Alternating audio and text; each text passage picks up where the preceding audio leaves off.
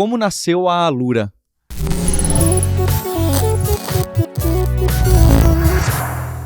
Eu sou o Paulo Silveira, estou aqui com o Guilherme Silveira. Nós somos cofundadores da Alura, não é, Gui? Então acho que é interessante a gente contar.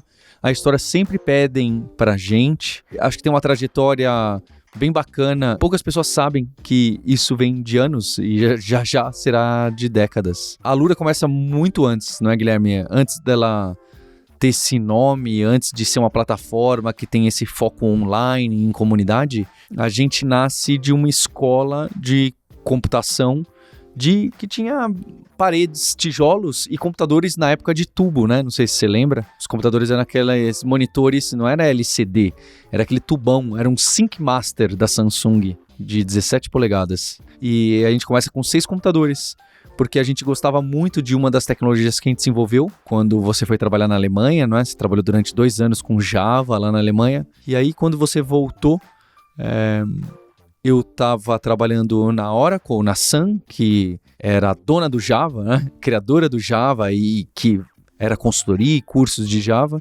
E você também gostava muito de educação, queria também dar aula. Eu lembro que você falou, Paulo, será que tem emprego aí para eu também ser professor? Eu quero, olha, programar, mas eu quero mesmo dar aula, ser professor e tal. E na época não tinha vaga. Aí você falou, Paulo, então vou montar uma empresa aqui.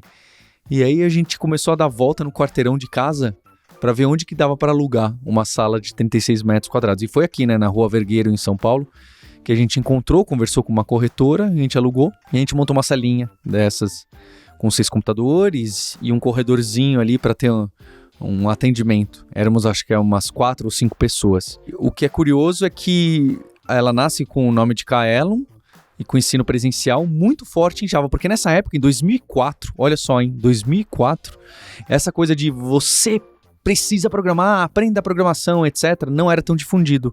Tanto que as escolas de programação, a Kaelon inclusive, que da onde nasce a Alura, a gente era posicionado não para quem não sabe programar, era para quem já sabia programar, até já programava há algum tempo, e queria migrar de tecnologia para o Java, para a web, para o serviço, e a gente também colocou um pé muito grande, que no meio dos anos 2000 ainda não era moda, tanto no open source, quanto no Agile. Essas duas coisas, nas grandes empresas, ainda eram mal vistas, né? Isso aí é coisa de molecada.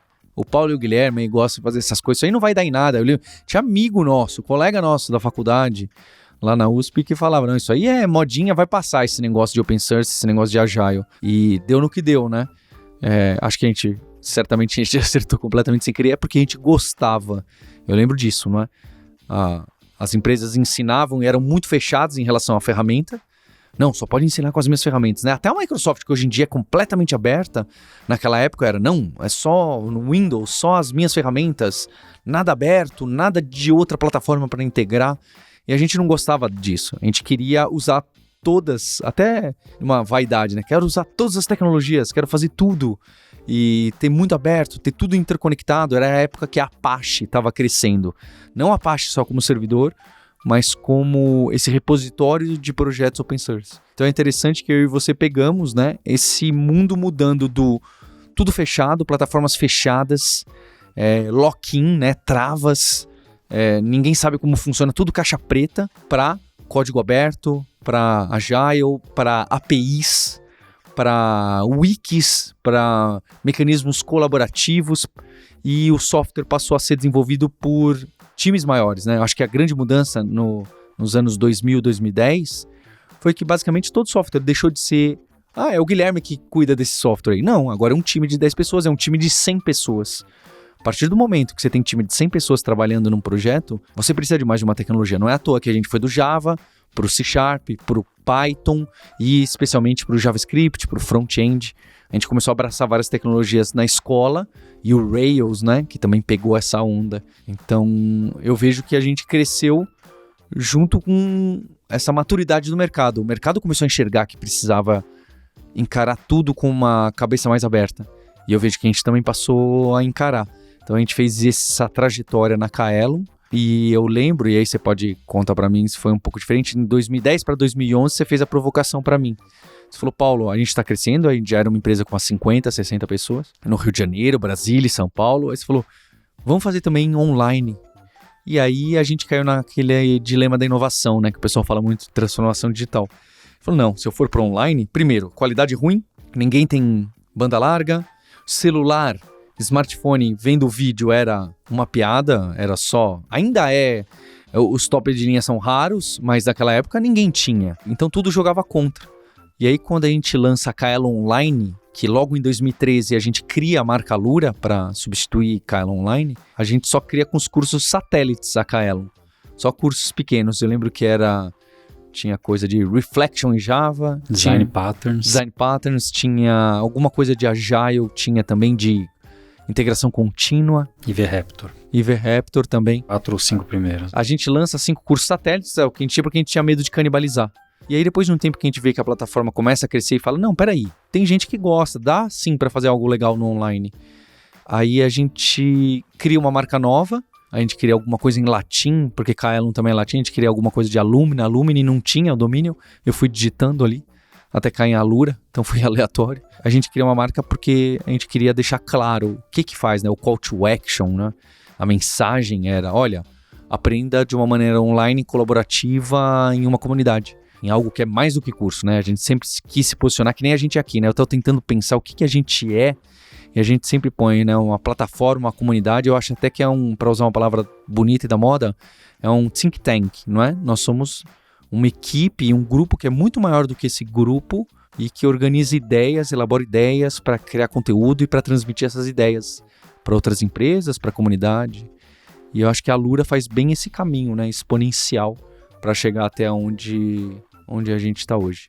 Eu acho que quando a gente lá atrás encontrou esse caminho através do ensino do código de programação de bibliotecas open source, quando a gente se encontrou contribuindo, né, e criando nossos projetos open source, fundando o Guji como comunidade de usuários de programação online. Que nasce até antes da Kaelo, né? A gente vem da comunidade.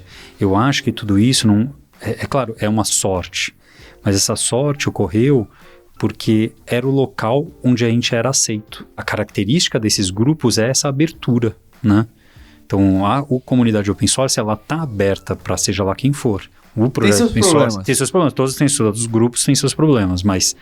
Então, esses espaços são espaços que, de própria natureza, são abertos, né? Então, diferente de um grupo físico que, por padrão, ele é fechado. Né? Você tem que se deslocar, você tem que ir, você tem que conhecer alguém, você tem que não sei o que, tudo isso envolve estar fechado. Então a gente encontrou esse caminho porque esse era o caminho que estava aberto para a gente. Né? Então a sorte nossa foi que é uma sorte que ocorre naturalmente, né? Não deixa de ser sorte, mas ela ocorreu para esse lado porque esse era o lado que estava aberto para a gente seguir. E aí a gente se encontrou e se desenvolveu, né, como programadores, como professores e como empresa e tudo mais, comunidade, dentro desse espaço. Mais para frente, à medida que a Alura foi crescendo, a gente teve as discussões, né, sobre qual era o papel da Alura em verticais, talvez seja a palavra, não sei, né? Então a gente deve focar mais em desenvolvimento de software, mas front-end, quanto de front-end a gente deve ter? Deve ter questões de design, questões de UX, devemos ter questões de animação, né? Questões de 3D, né? Devemos abordar Agile, sempre esteve muito ligado com a gente, para a gente ter vindo da comunidade open source e TDD, né? E depois Scrum, etc. Mas gerenciamento de projetos, a gente sempre teve todas as outras questões de assuntos e tecnologias e metodologias, etc., relacionadas ao desenvolvimento de software e à produção de software e de produção de software. Então, toda essa parte que envolve essa mídia, né, essa nova mídia de software. E a gente foi crescendo ao redor disso, né? Acho que a Alura foi crescendo ao redor disso. Não só a programação, mas também tampando alguns buracos que são necessários para quem está trabalhando em áreas próximas ao, entre aspas, core da programação. Perfeito. E também pensando em momentos-chave de crescimento, de gatilho, eu acho que tem... Então, em 2011, quando a gente entra em online, em 2013, quando a gente cria o nome Alura, a gente começa a amplificar a marca. 2015 para 2016, em que a gente entra em podcasts, no Nerdcast, no hipsters.tech e mais depois, alguns anos depois, aqui no YouTube. Também em 2020, no começo da pandemia, quando a gente faz as imersões e começa a criar esses eventos bem grandes, de forma gratuita e trazer mais pessoas, né?